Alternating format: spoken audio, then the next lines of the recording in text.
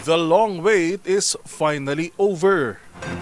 Dahil iisang RFID na lamang ang kailangan para makalusot ang bawat motorista sa North at South Luzon Expressway. Ayon kay Pangulong Ferdinand Marcos Jr., bahagi ito ng kanyang pangako na mas pagaanin ang buhay ng mga biyahero.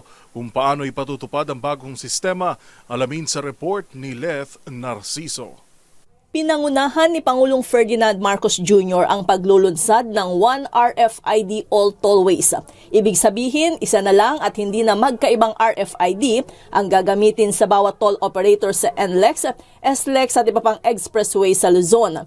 Dahil sa full interoperability ng lahat ng toll expressways, pwede nang mamili sa AutoSweep o EasyTrip ng gagamiting RFID para sa lahat ng tollways. Sa ilalim ng bagong sistema, maaari nang magparehistro ang mga motorista ng kanilang kasalukuyang RFID accounts on-site o kahit online. Sa kanyang talumpati, sinabi ni Pangulong Marcos na layo ng hakbang na ito na gawing mas maginhawa at mabilis ang biyahe ng mga motorista. Maiiwasan na rin anya ang kalituhan, lalo na kung hindi kabisado kung anong RFID ang dapat gamitin sa iba't ibang expressways. Ang reformang ito sa RFID system ay bahagi ng mas malawak nating layunin na gawing mas moderno, konektado at nakatuon sa pangangailangan ng bawat Pilipino ang ating infrastruktura. Hangad natin ang dire-diretsyong biyahe mula Hilaga hanggang Timog dito sa Luzon.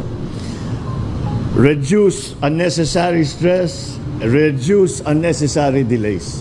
Pinasalamatan ng Pangulo ang mga katuwang sa pribadong sektor para maisakatuparan ang proyekto matapos ang ilang taong pag-aaral at konsultasyon. Para sa MBC TV Network News, ito si Leth Narciso ng DZRH. Una sa Pilipinas, una sa Pilipino.